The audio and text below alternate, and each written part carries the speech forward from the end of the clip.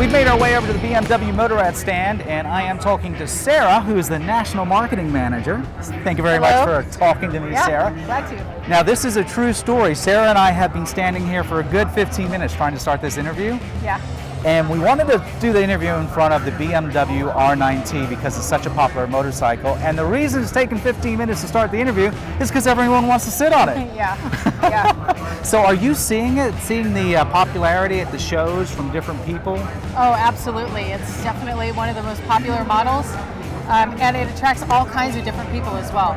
The young, Steve McQueen wannabes, the customizers, the older riders with the nostalgia. It gets them all. Because when you first introduced this motorcycle, it sort of caught everybody by surprise, both the public as well as the corporate people in BMW Motorrad, right? Exactly, it did. It did. And we had a backlog for a while. We get asked about that too because they're hard to find, which now we've adjusted production and it's getting better. But yeah, it was way more popular out the gate than we expected. And why do you think that is? What would be some of the reasons that you think that, apart from, it's a beautiful motorcycle, I mean, that's without a doubt, but what do you think specifically people are attracted to this motorcycle? Well, I think there's a couple things. I think nostalgic kind of retro bikes are really hot right now. Right.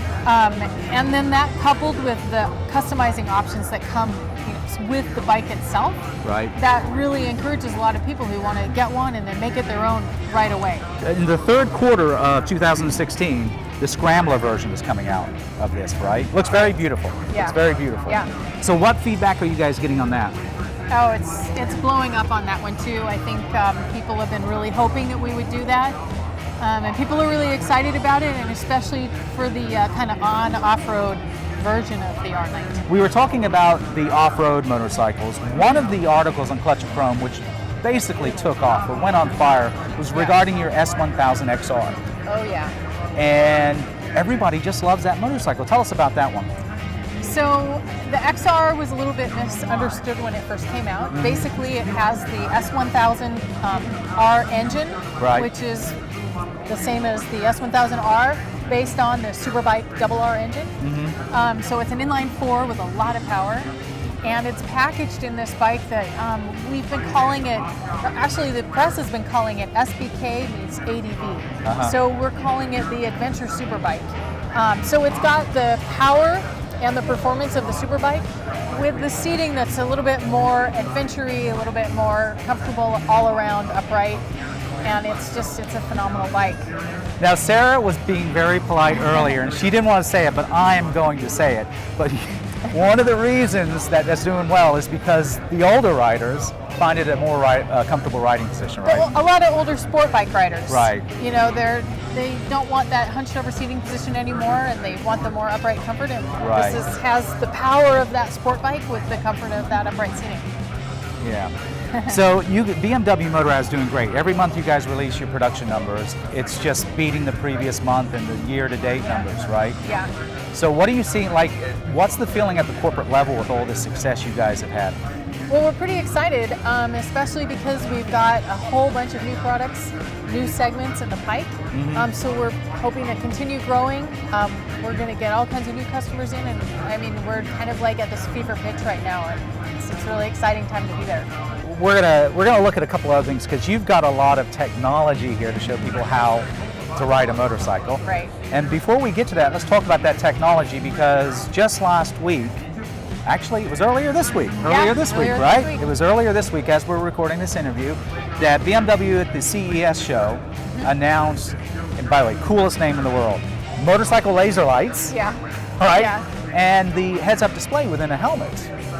And you are getting asked questions about that, right, as well? We are. Because you had to emphasize when I asked, apart from the roll of the eyes, that it's concept at this point, right? Right. All of that was concept, and they were really excited to release it at CES to show kind of the technologies that we're working on and trying to be leaders in those areas.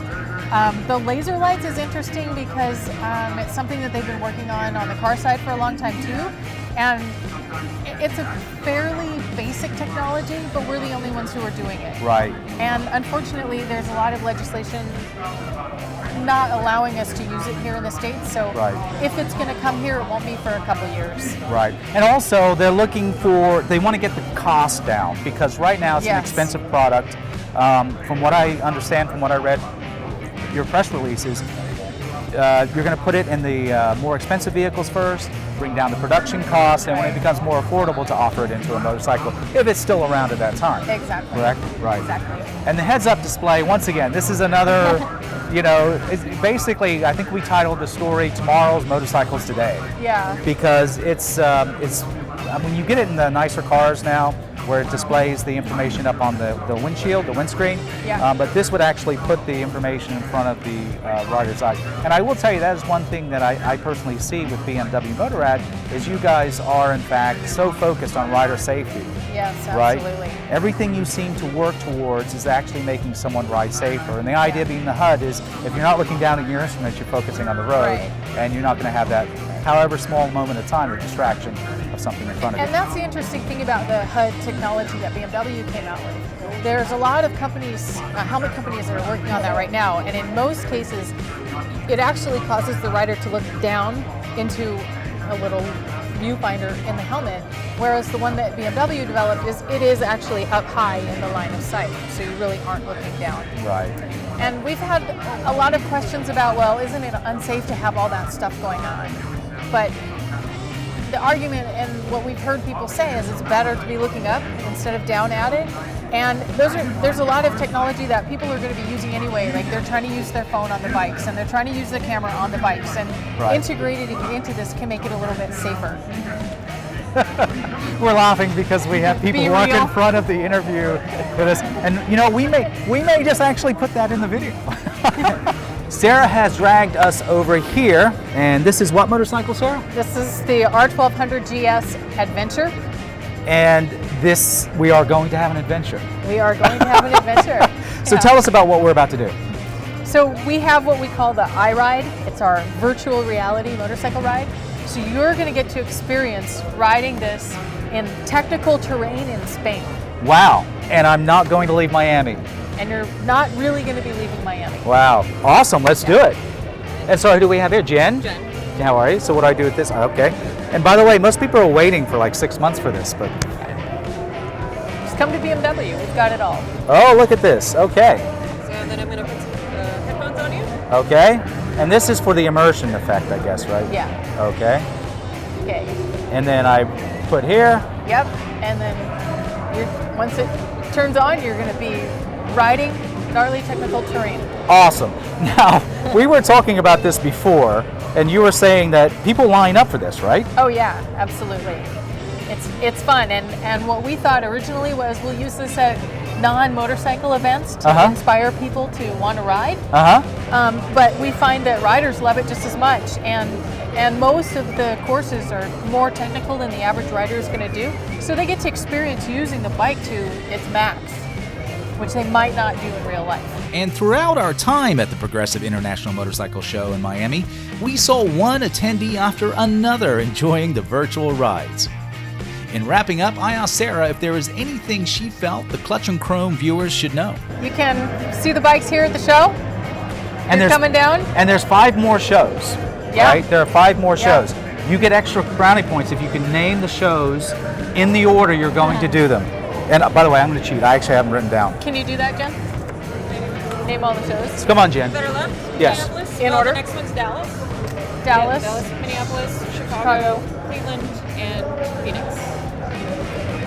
I think you nailed it. I have Dallas, Ohio, Minneapolis, Chicago, and Phoenix. Yeah. All right. Wow, look at that. So this is going to be every one of those. It is. Awesome. It is. And if there isn't a show, we always have dealers. BMWmotorcycles.com, you can find a dealer and look at the bikes up close and personal that way. And this is why you're the national marketing man.